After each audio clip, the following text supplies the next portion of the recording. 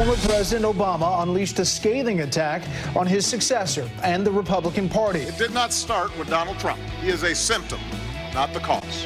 What do you think of President Obama's speech?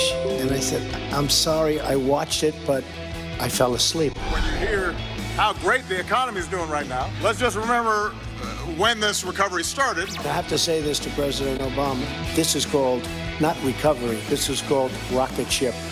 What's happening? Cory Booker continues to say he's putting his entire Senate career on the line by releasing documents. This is a fight. This is an unjust sham rule designed to try to prevent documents from being seen by the American people. And so I am standing on this hill, and if they want to kick me out of the Senate, so be it. Bring it. What do you think to find the author of this op-ed piece? For the New York Times to allow that to happen is disgraceful. This man should quit and hold a press conference. That would be the honorable thing to do. This is why I don't think it's any of the generals. Isn't this much more exciting than listening to President Obama say?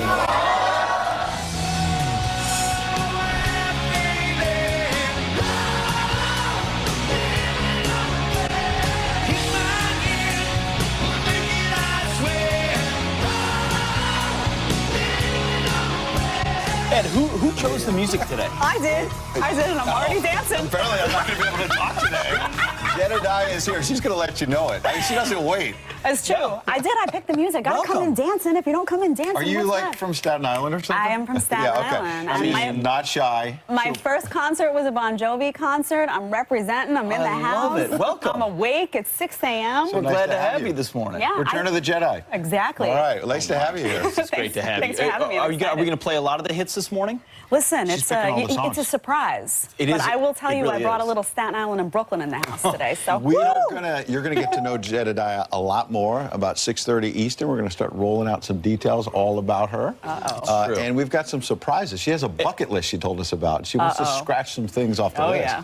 I would like, there's some things on the bucket list that we may or may not be able to participate in. I thought yesterday we were going to. And Let's then not talk about you kind of that. Ed, backed let's not out. talk about Next it. hour, we're going to talk about it. I don't want to get you in trouble I at heard home. about this before the show. It's good. This is going to be a juicy fight. But Ed, who's back? Someone's back in the media. Barack Obama's back. I used to cover thank him, goodness. and we've got a lot of news breaking this morning because Barack Obama decided he wants to make the midterms about me, as in Barack Obama himself, because he gave this speech in which he basically mentioned himself, I understand from the analysis, about twice a minute. Over 100 times. And he had some familiar themes. You may have heard him in the so-called mainstream media. This is President Obama. Remember, I said President Obama, not Barack Obama. President Obama talking about President Trump. Listen to him yesterday. It did not start with Donald Trump. He is a symptom, not the cause. He's just capitalizing on resentments that politicians have been fanning for years. No promise to clean up corruption and then plunder away. They start undermining norms that ensure accountability, and they appeal to racial nationalism that's barely veiled. Appealing to tribe, appealing to fear, pitting one group against another. We're supposed to stand up to bullies. It shouldn't be Democratic or Republican to say that we don't threaten the freedom of the press because they say things or publish stories we don't like. I complain plenty about Fox News. But you never heard me threaten to shut them down or call them enemies of the people. Over the past few decades, the politics of division and resentment and paranoia has unfortunately found a home in the Republican Party. When you hear how great the economy is doing right now, let's just remember when this recovery started. Well, there was a Fox News reporter where the Obama administration went through his phone records, so we can get to that just later. that small detail. Yeah, and there's also another norm in this country, Jedediah, which is that former presidents leave the stage. Right. This was fascinating to me to see. I thought I had survived enough of this already, and yet here it is again. But to see the contrast of his delivery style versus President Trump's. This was back to the professorial, I'm going to lecture you from the stage, it's all about me. Donald Trump and his appeal was that he speaks with people. people. He, talks to the average person. He says, I know what you're going through. He's very relatable. This just reminded me of everything from the Obama years that people rejected when they came out and they voted for President That's Trump. a great point, and that's why. Well, let's just go to it. That's why President Trump, as he reacted before we react even more, he said, "I fell asleep." Listen. Yeah. I'm sorry, I watched it, but I fell asleep. He was trying to take credit for this incredible thing that's happening to our country. If the Democrats got in, I have to say this to President Obama, and it wasn't him, but would have been the same thing. If the Democrats got in with their agenda in November of almost 2 years ago, instead of having 4.2 up, I believe, honestly, you'd have 4.2 down. You'd be negative. You'd be in negative numbers right now. Isn't this much more exciting than listening to President Obama? No, it's so true. He gives a performance. We can't go back to the old, tired political stuff. I will say this. I'm not a doctor. I don't know, Dr. Sapphire, if you're out there, you could diagnose this better than I can. But Obama has Trump derangement syndrome. Yes. He totally does. And his speech, when you listen to it, which I did, it's the same tired, boring, resist talking points that we've heard. This was Mr. There are no red states, there are no blue states, just United States of America. He couldn't even say President Trump. He said Donald Trump twice in the speech. He said Donald Trump, would not refer to him as President Trump. I don't agree with President Obama. He's President Obama. He won the election. That is the symptom who else right does there. that? John Brennan. He goes on MSNBC and says, Mr. Trump. I won't call him president, which is absurd. He's a former CIA director. He should show the same respect to the president. Here's the bottom line. Barack Obama is upset. He's got a grievance. It's because Donald Trump has been undoing much of his agenda. And people want it. People like it. People are enjoying it. He also put some cards on the table, which is that the Democrats don't have anyone to take on President Trump in 2020. They admitted yesterday they're looking in the rearview mirror. He also contradicted himself the entire time. He opens and he says the way to be successful is, quote, not dismissing whole parts of the country as racist or sexist or homophobic. He says that. 2 seconds later, he goes on a rant about how Republicans are divisive and is incredibly divisive. You just said that the way to be successful was to not do what you then just did. Totally. And he said, how hard is it to say that Nazis are not bad? Of course, President Trump said Nazis are not good. He dismissed that a long time ago. How hard is it to say radical Islam? That's what I would ask President Obama. Or Farrakhan. Which he would never do. Or Jeremiah Wright. There were so many people he didn't call out. So, enough with the hypocrisy and also enough with defending a legacy that people rejected. People rejected Obamacare. They rejected high taxes. They rejected all that. That what former President Obama was doing was putting people to sleep. The NFL may have that same problem as they kick off this weekend. Thursday night was the first game. Did they kick off on Thursday? Thursday night, first game. Oh, they did. Eagles, I guess you didn't watch. Turns out a lot of people didn't check in. I think you were in the middle of the country somewhere. Doing something else. You were at a rally or something. A rally. We may talk about that. All right, let's talk about that later. But the NFL ratings down 13% from last year, the lowest in 10 years as they wrapped up the preseason games Thursday night, and kind of a snoozer of a game. You had the Eagles against the Falcons. And so this weekend, a lot of people are going to be watching. Are they going to get back to the games? Are they going to get back to entertainment? Or is it going to be about the anthem? Is it going to be about protests again? I think people just want to watch some football. Totally. They want to enjoy themselves. They want to get out their good food and their grill. And football, all of this coverage has become about drama. It's become about, do you object, do you not object, questioning patriotism. And it's a turnoff for people. So people have just turned away from the sport. My hope is that people come back to the sport and realize maybe the media wants it to be about controversy, but we still want it to be about football and America and everyone having a good time. And that's the end of it. Absolutely. Small correction, Ed. It was a little bit not a snoozer of a game. Two good teams. After the activities that I was a part of with the president on Thursday night, I actually ended up at a sports bar before I went to sleep, caught the last 3 minutes of the game. Not a Fox News alert. And watched the last 3 minutes of the game. The Eagles squeaked it out. The Falcons were down to their last play of the game. But that should have been a ratings boom for the NFL. Absolutely. People should be focused on this Thursday night. They promoted the heck out of it. They want it to be the beginning of a launch. Instead, they haven't got out of their own way. They've let this controversy go on for more than a year now. Are they going to nip it in the bud? Are you going to watch the NFL this weekend? Friends at FoxNews.com. What do you think about Colin Kaepernick getting that new Nike ad? And by the way, Jedediah, you mentioned It should be about fun. It should be about food. Yes. We're going to have a tailgate party all morning long out on Fox Square. My first, actually. We're inviting you to that. My first party. I don't know anything about football, but I'm going to learn a lot today. It's a big college But football you were going game. to say I jumped in. No. I was going to say I want to love the NFL so much. Like, I love my Minnesota Vikings. I want to watch them every Sunday. No kneelers on that squad.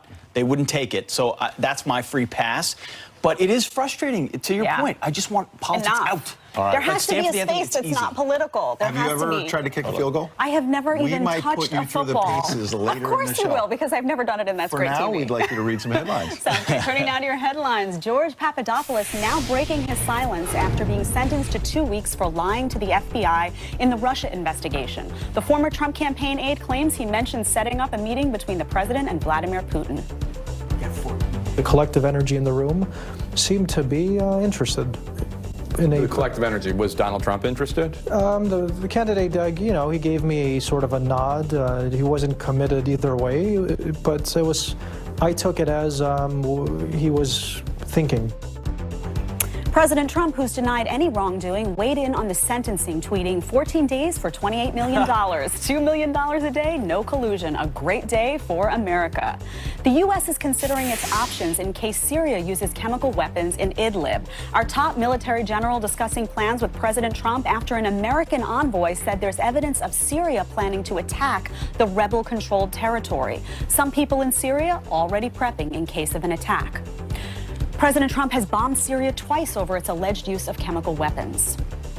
Chilling new video of Cincinnati police running toward a gunman firing shots at innocent people.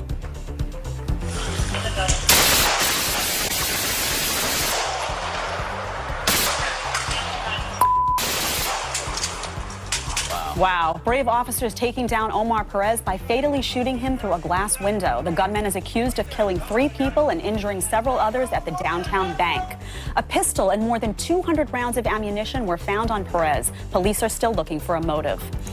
Novak, help me out with this, Ed. Yeah, Novak Djokovic. Novak Djokovic, that's a tough one, is heading to a record-tying 8th career U.S. Open final. The Serbian tennis great looking to win his 3rd title against 2009 champion Juan Martín del Potro. I think I got that one right tomorrow. Yep. Del Potro advancing to the final after a knee injury, forcing defending champ Rafael Nadal to withdraw. Serena Williams will look to win a record 24th Grand Slam title in the women's final against Naomi Osaka this afternoon. Oh, yeah. And Flawless. those are your headlines.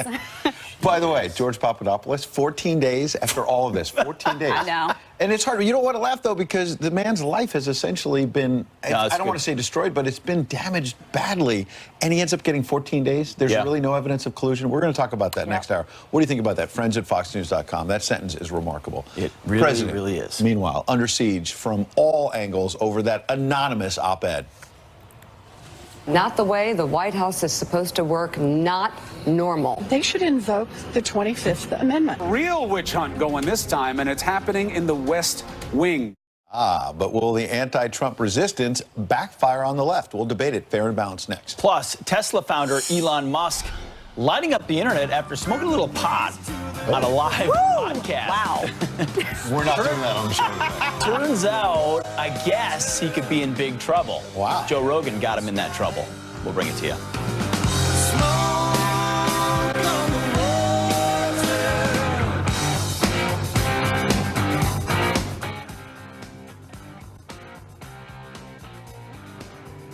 The president's mood is volcanic, to use their description of the words. He is exploding at this, furious. We got a real witch hunt going this time, and it's happening in the West Wing. What do you think about that letter? Incredible. Yeah. Incredible move by the New York Times. Incredible letter. And not the way the White House is supposed to work. Not normal.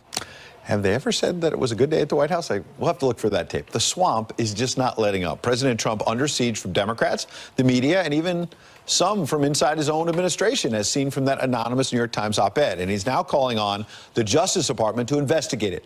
But will all of this resistance actually backfire on the left? Here to debate, Democratic strategist Jason Nichols and Campus Reform's editor-in-chief Lawrence Jones. Good morning to both of you.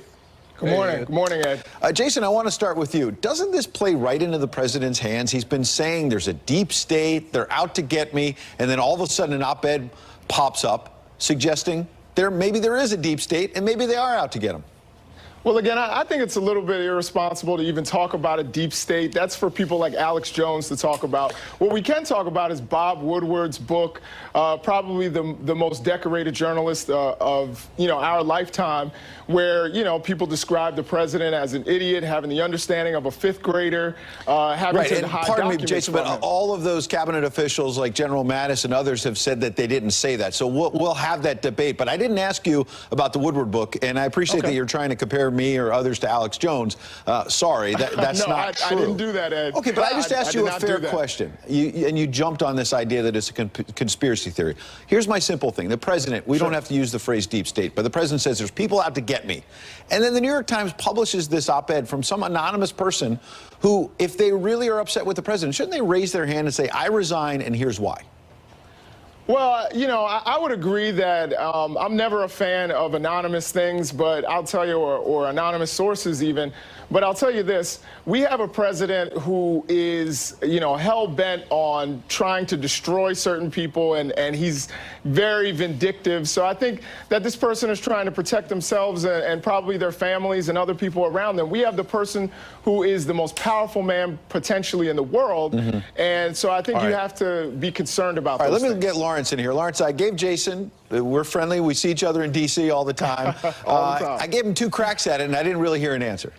Yeah, so what we're getting at is that we're dealing with a party, a media, that are gossip girls. These are allegations that normally come back as false. The Democrats have flipped on every single issue in an effort to go after the president. They used to didn't like Jeff Sessions. They used to didn't like the Department of Justice and the FBI. Now they're in love with the FBI, the Department of Justice. Every issue today, the Democrats are showing their color. We just reported at Campus Reform where they're teaching kids on how to impeach Donald Trump at San Diego State. So, look, I think this is going to backfire because the American people are going to go by results at the end of the day. And then I think the straw that broke the camel's back was you have someone that's in the White House or somewhere in the administration that wants to unseat the president of the United States. And so how do you think the people, the millions of people that went out and voted for this man are going to take it? Whether you like him or not, he was duly elected, and there's a process to get rid of him, and that's impeachment. And they Lawrence, I hope that wasn't a plastic straw that broke the camel's back. You're not allowed to use those anymore, but go ahead, Jason. Well, the thing is, they wanted to go through the legal channels, which is the 25th Amendment. So it's not as if they're trying to do some sort of subversive thing. They were sitting there talking and saying, this person is unfit to lead. And if they believe because that someone is unfit all to... the cabinet members are saying they have nothing to do with this. So if they want to go through that process, Again, maybe they should get them on board. Right. There are several sources that are saying that people wanted to invoke the 25th Amendment. More Your gossip. argument, Last point from Lawrence. was that your argument was that, they are trying to commit some sort of treasonous act. Going through the 25th Amendment, But they the haven't 25th done Amendment it. is there. Last It is point from part of the Lawrence. Jason, I gave you a Constitution. chance. Go, Lawrence. Look, 10 seconds. again, I don't think I got much of a chance. He was yelling over top of me. I started this segment by saying that these are the gossip girls. This is more unverified gossip. No one is willing to put their name on the record and say, hey, I want to impeach the president, but the Democrats. So we'll see what happens. All right, Lawrence, Jason, appreciate you both coming in. Thank you. All right, the president promising at a rally to build that wall. The wall. We have to get the Republicans. We'll get things we want. We've started the wall. To get the rest of the funding, we're going to get it. What do voters think? The brand new dials are in. We're going to reveal them next. And from valedictorian to TV host, we're getting to know Jedediah. There she is in the cap and gown. That's coming up.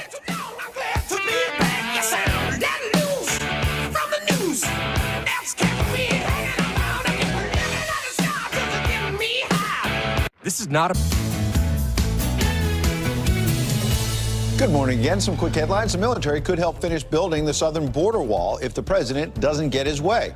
The president telling reporters on Air Force One yesterday he'd like to fund the $25 billion from Congress, but if he can't get the money, there are other options. He's also not ruling out a government shutdown if Democrats do not cooperate.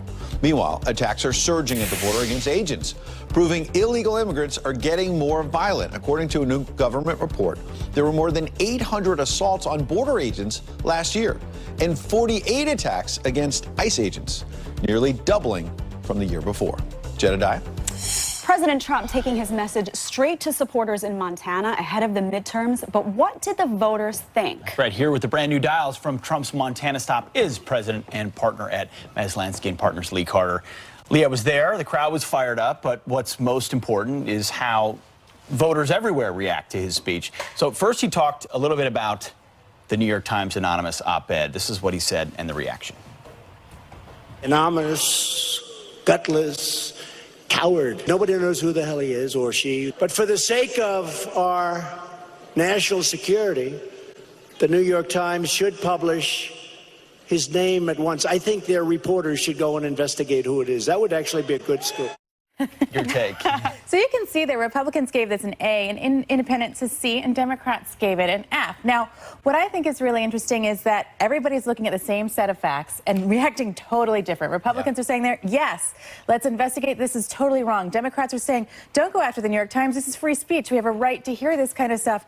Independents somewhere in the middle going, I don't know what to make of this whole thing. And so we are a country totally divided, not surprising. But what's really important right now is to watch how those independents are reacting, because they're going to be key to the midterms. Absolutely. Let's look at what Trump said about building a wall and get your reaction. Democrats also want open borders. And all of that equals massive costs, massive, and massive crime, and massive tears.